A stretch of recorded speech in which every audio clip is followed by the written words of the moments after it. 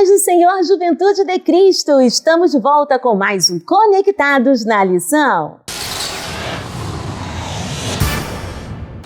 Muito bem, estamos de volta com mais um Conectados na Lição. E já queremos dar boas-vindas ao comentarista da lição, que já está aqui, gente, nos estúdios da Editora Betel. Eu estou falando dele, pastor César Rosa de Mello. Seja muito bem-vindo, pastor. E também aos representantes da Juventude de Cristo. Estou falando dela, diaconisa Jennifer Welter. Seja muito bem-vindo e representando os meninos, os jovens. Estou falando dele, diácono Vitor Rangel. Seja muito bem-vindo. E a revista Conectar Mais Jovem traz a temática desse trimestre, Daniel e Ezequiel, a escatologia na perspectiva dos profetas, a lição de número 11, a lição de hoje, que traz o título Ezequiel e a nação de Israel. E já queremos fazer a primeira pergunta ao nosso comentarista da lição, pastor César Rosa de Mello. Pastor, seja muito bem-vindo. E a pergunta é a seguinte: quais foram os juízos de Deus para a nação, segundo o profeta Ezequiel?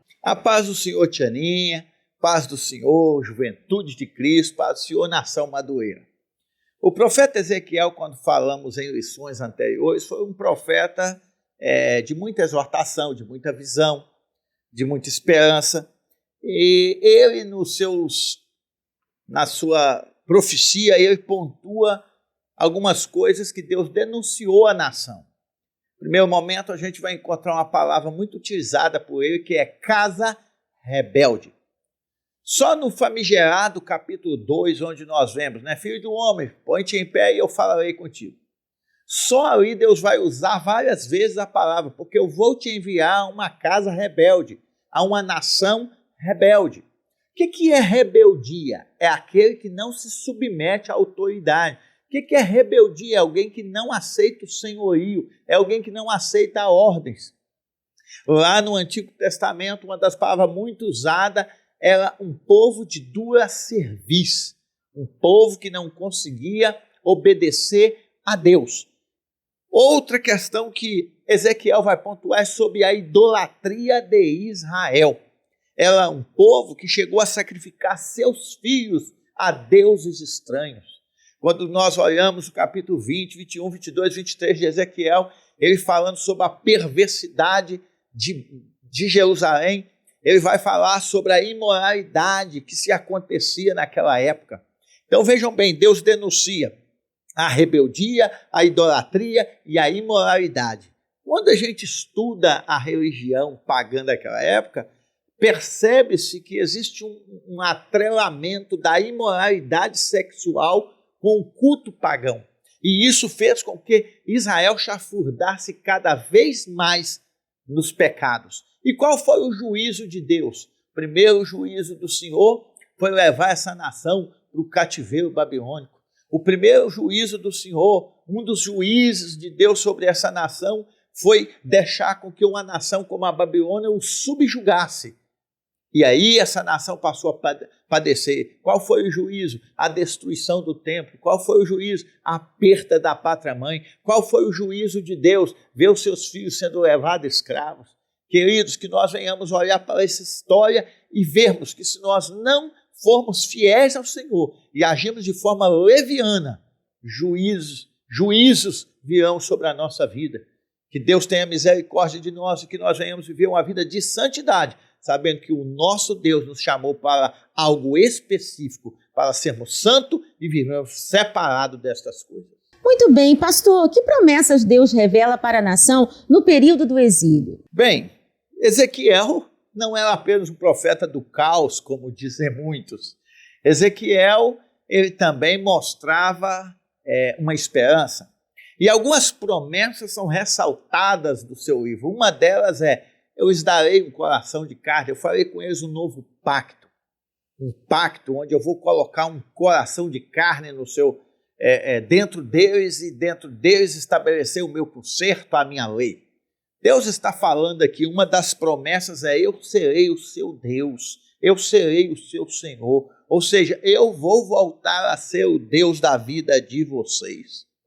Outra questão que é pontuada aqui é: eu vou fazer vocês regressarem à terra de vocês. Queridos, não existe nada melhor do que a gente voltar para o lugar onde nós um dia fomos estabelecidos, principalmente para o povo judeu, que tinha o templo, que na época era a glória das nações, o templo que Salomão construiu com a sua suntuosidade. Aquele templo era venerado por muitos judeus e eles gostariam de voltar para a sua terra-mãe, para Jerusalém, a terra que mana leite e mel, a terra que é cidade de luz, a terra que era a paz. Eles queriam voltar e Deus, através do profeta Ezequiel, estabelece um novo pacto com eles, dizendo: vocês voltarão de novo, eu vos darei um futuro, eu vos darei uma esperança para vocês. Isso é promessa maravilhosa, queridos. Assim é na nossa vida. E eu quero aqui resgatar qual é a maior promessa que nós temos. Nós, como filhos de Deus, temos a maior promessa que alguém pode ter, a promessa de um dia morar nas mansões celestiais.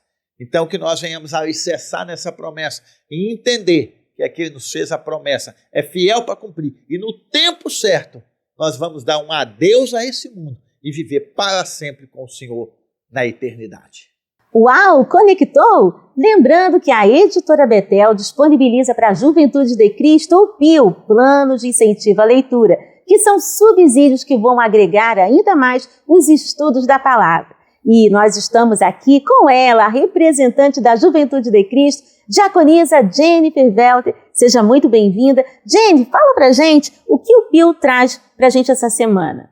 A paz do Senhor, Tianinha, a paz do Senhor, Pastor César, a paz do Senhor, Vitor, a paz do Senhor, Juventude de Cristo. O PIL dessa semana tem por tema as múltiplas faces da idolatria, nos trazendo que a idolatria ela é tudo que toma o lugar de Deus, que o Senhor ele deve ser o primeiro lugar nas nossas vidas, é aquele excesso de amor, seja por um filho, seja por um carro, seja com entretenimento demasiado, coisas que tomam o lugar do Senhor. Tem uma frase que diz que um ídolo na mente é tão ofensivo quanto um ídolo na mão. E Pastor César, a Juventude de Cristo quer saber como Ezequiel mostra o cuidado de Deus para com o seu povo. A paz do Senhor, diaconisa Jennifer. Realmente o cuidado de Deus sobre as nossas vidas é bem maior do que a gente imagina. E com a nação de Israel não é diferente. Mesmo a nação vivendo uma vida de rebeldia, mesmo a nação caindo para a idolatria e vivendo uma vida de perversidade, tanto moral quanto sexual, Deus não desiste do seu povo. O cuidado de Deus, mesmo quando essa nação desvirtuou dos caminhos do Senhor, o cuidado do Senhor é algo que nos chama a atenção. Porque, em primeiro lugar, Deus levanta profetas para estarem trabalhando a fé desses homens.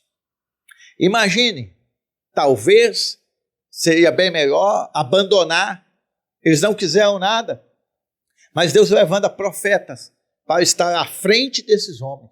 Deus levanta profetas para poder vaticinar, para poder ensinar a palavra de Deus e gerar neles fé, gerar neles esperança.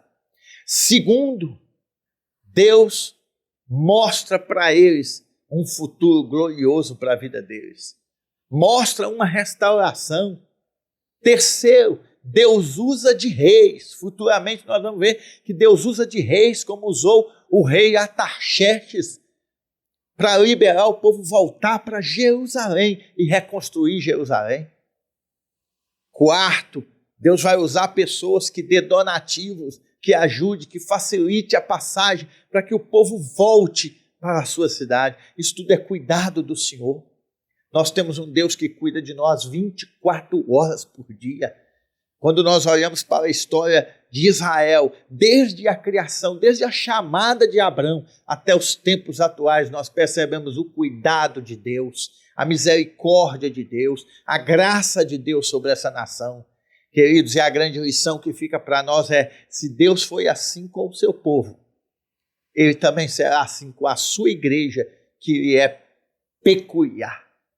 Então, vamos desfrutar do cuidado de Deus, mas não vamos correr o risco que Israel correu, de achar que porque Deus os amava, eles ficaram impunes do castigo de Deus.